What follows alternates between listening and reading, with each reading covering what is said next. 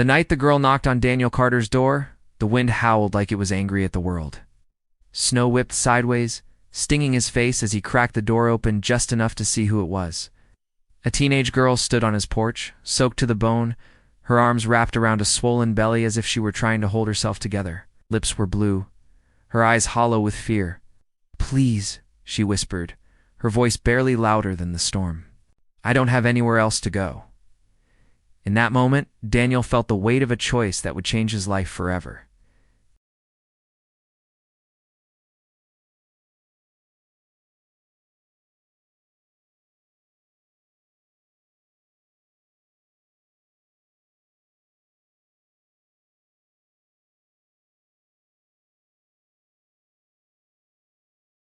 He worried constantly about not being enough, about failing his son the way he felt the world had failed him. Taking in a homeless, pregnant teenager was the last thing he could afford, financially or emotionally. But when he looked at her trembling in the cold, something deeper than logic stirred inside him. He thought of his wife, of her kindness, of how she never turned away from someone in need. So, Daniel opened the door wider. "Come in," he said softly, "before you freeze." The girl's name was Lily. She was 17, pregnant, and had been kicked out by her parents after they discovered her condition. The baby's father had disappeared the moment things became real. Lily carried nothing but a small backpack and a lifetime of disappointment.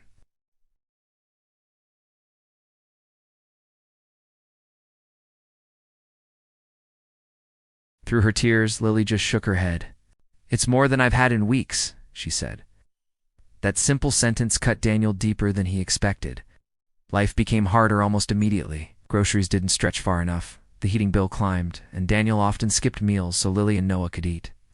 Some nights he'd just lay awake, staring at the ceiling, wondering if he had made a reckless, terrible mistake. But Lily tried to help in every way she could. She cleaned the house, cooked simple meals, and babysat Noah when Daniel worked late.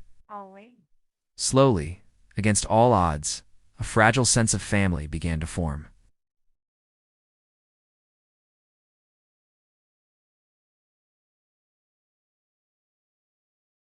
And Lily, who had never known stability, began to relax.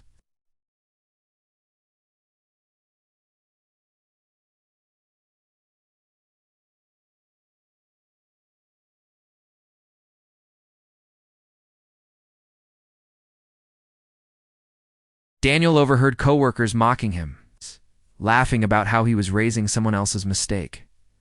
There were nights Lily cried silently in the living room, blaming herself for being a burden on them. One evening, she finally broke down completely, insisting she would leave so Daniel and Noah wouldn't have to suffer because of her. But Daniel surprised even himself. He raised his voice, not in anger, but with a fierce, unwavering resolve. "You are not a burden," he told her, his voice shaking with emotion. "You are here because you matter, and as long as you're under my roof, you're family." He didn't just say the words, he meant them. In that moment, he chose her. When Lily went into labor, it happened fast and without warning. Daniel rushed her to the hospital, his heart pounding, his hands shaking as he tried to stay calm for her sake. He held her hand through hours of pain and fear, speaking to her in a low, soothing voice, the same way he once spoke to his wife during Noah's birth. And then, finally, Lily's daughter was born, small and crying, but perfectly healthy. Lily sobbed with relief and exhaustion. She named the baby Hope. As Daniel looked at that tiny new life, he felt something inside his chest loosen, a warmth spreading through him that he hadn't felt in years. The years passed, and life slowly began to change. Lily finished school with Daniel's constant encouragement, often studying late at the kitchen table while he dozed over a stack of unpaid bills. She got a part-time job, saved every single dollar, and poured all of her love into raising Hope.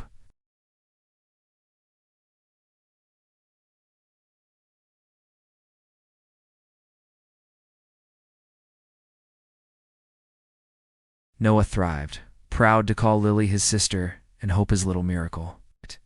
Then, just when Daniel thought life had finally steadied, it tried to take everything from him again.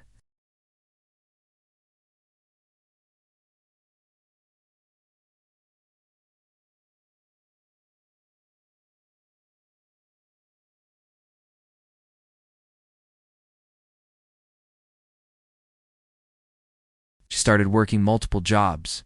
She applied for every form of aid she could find, and she pushed him to accept help he was far too proud to ask for. "You saved me when I had nothing," she told him, her voice firm. "Let me save you now." Daniel survived the surgery, but the recovery was long and slow. During those difficult months, Lily became the absolute backbone of the family. She managed the house, cared for Noah, and sat by Daniel's bedside every single evening, reading to him or just holding his hand in silence. It was then, in that quiet hospital room, that Daniel realized something profound. The girl he had taken in out of simple human compassion had become his strength.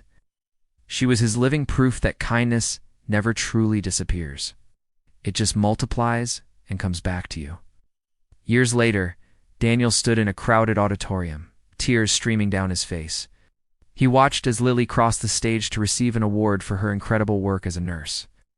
She had dedicated her career to helping young mothers who felt alone and forgotten, just as she once had. In her speech, she spoke of a man who opened his door on the coldest night of her life, a man who taught her that family is built by choice, not by blood. She called him her father. The crowd rose to their feet in applause, but Daniel could barely hear it over the pounding of his own grateful heart. That night, as they all gathered at home, Hope curled up beside Daniel and asked, "Grandpa, how did we become a family?" Daniel smiled, looking around the warm, noisy room filled with so much love. "Because sometimes," he said softly, "the people who save us are the ones we decide to save first." In the end, Daniel realized the truth he had been too tired and broken to see all those years ago. By opening his door to a pregnant teen left out in the cold, he hadn't invited hardship into his life. He had invited purpose. Lily was never a burden.